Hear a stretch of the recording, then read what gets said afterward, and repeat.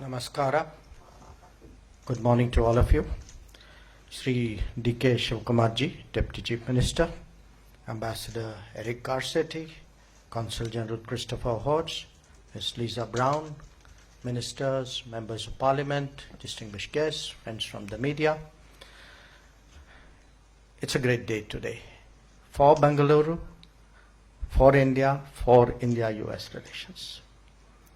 And some weeks ago, Ambassador Garcetti told me that it was feasible to open this consulate before he relinquishes his responsibility, and he was wondering whether it would be possible for me to join him.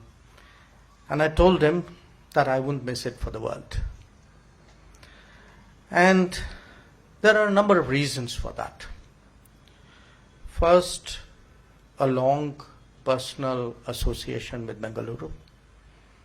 I first came here in 1962. My grandparents lived here. I did a little bit of my schooling here.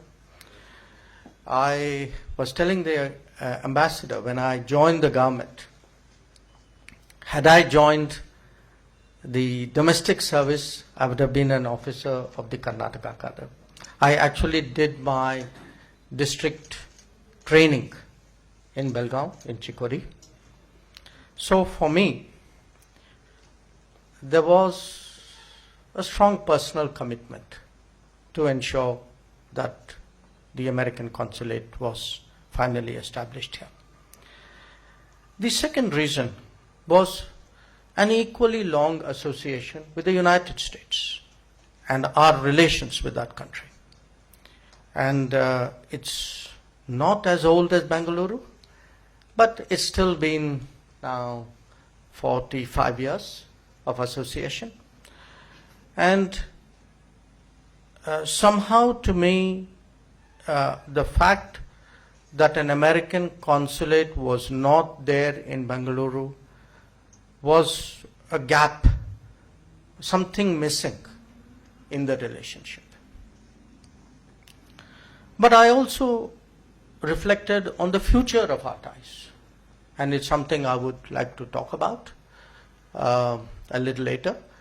And when I envision where we are going, our ties are going, our cooperation is going, I think Bengaluru has such an important place, Karnataka has such an important place, that again it was for me an imperative that there is a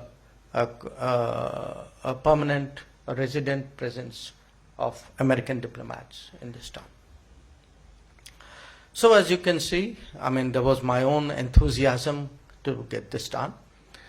And I must say, to give due credit to the people of Bengaluru and their representatives, especially the members of parliament, for the last 5 years as minister, I don't think there was a single occasion I came to this city and somebody didn't stand up and say, so when is that consulate coming? So I was actually sitting this morning and looking back at every visit I have done in the last 5 years, and every visit that issue came up. And every time I would tell them very truthfully that, look, I'm trying my best. So, it was from really, I would say, the cross-section of the society. It was from business, it was from the tech world, it was from academics, it was from people you would meet in a restaurant saying, go get that consulate done. I think it has been something long in waiting, one which I believe Bengaluru more than legitimately deserved and expected.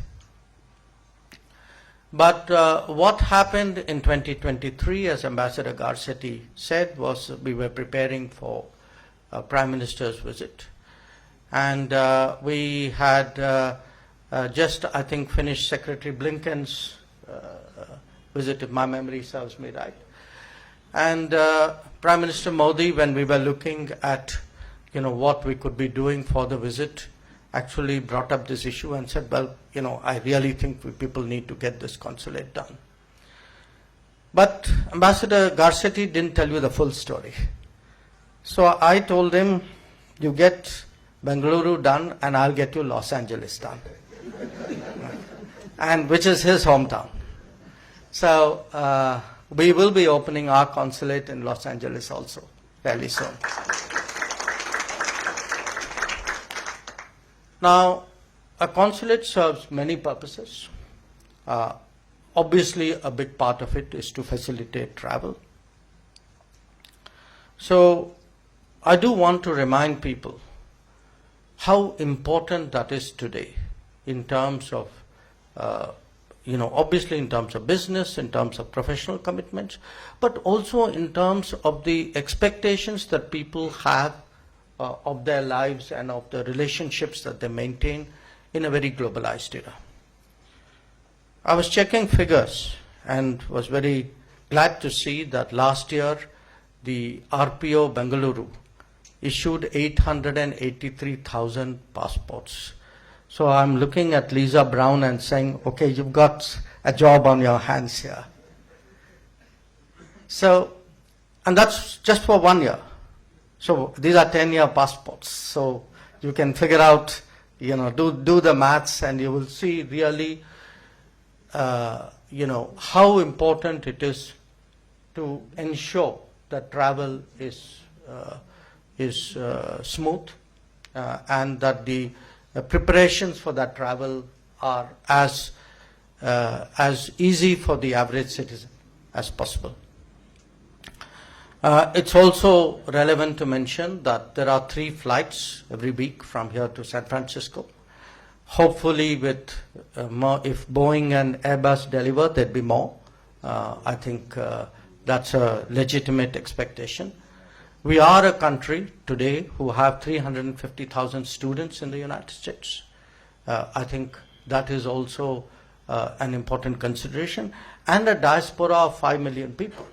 5 million people, all of whom have relatives to whom they are deeply attached.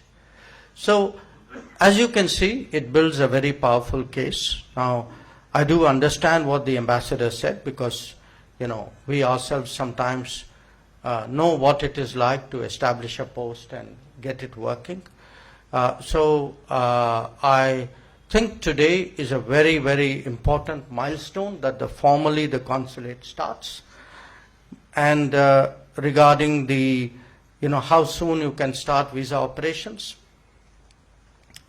I just realized that this was my talking point number 1 with Secretary Rubio when I go and see him. So the sooner we get it done, the better it is. But let me conclude finally by saying a few words about the future of our ties and the importance of Bengaluru and Karnataka to it. Today, when we look, at all the possibilities before us, in an era of AI, of EVs, of space, of drones, I think and of bio, and it's today our relationship will be heavily based on technology, even more so than before. It will have a much bigger space component, because the space domain is actually just beginning to open up, and there are so many possibilities out there. Defense is an absolutely crucial area. I mean, 2 decades ago, there were virtually no American weapons in our inventory, very little defense collaboration. Today we fly the C-17s, the C-130s, the P-8s, the Chinooks, the Apaches.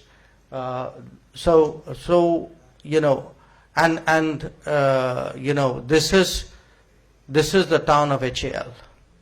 In fact, it was HAL which first brought my family to this town.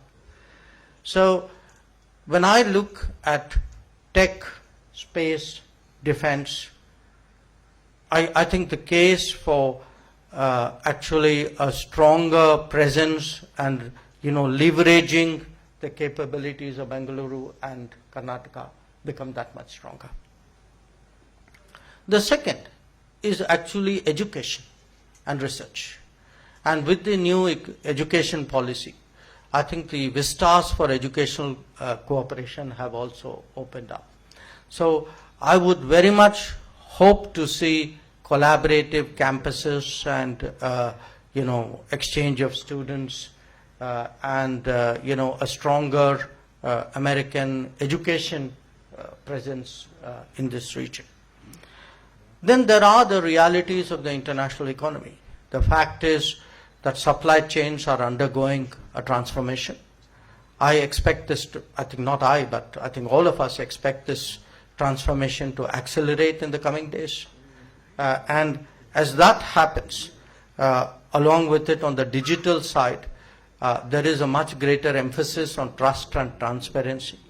So today, trusted supply chains will really become key to strategic partnerships.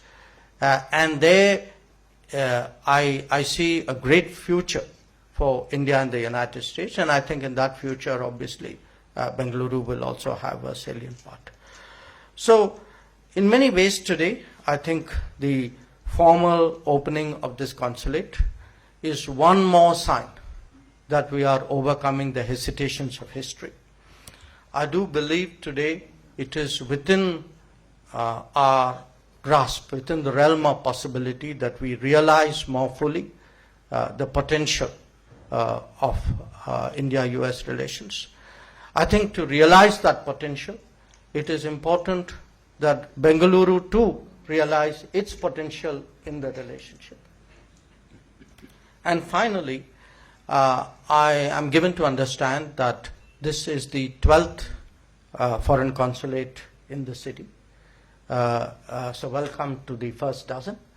But as a country today, we are encouraging the opening of more embassies in the capital. It's part of our deeper engagement with the world.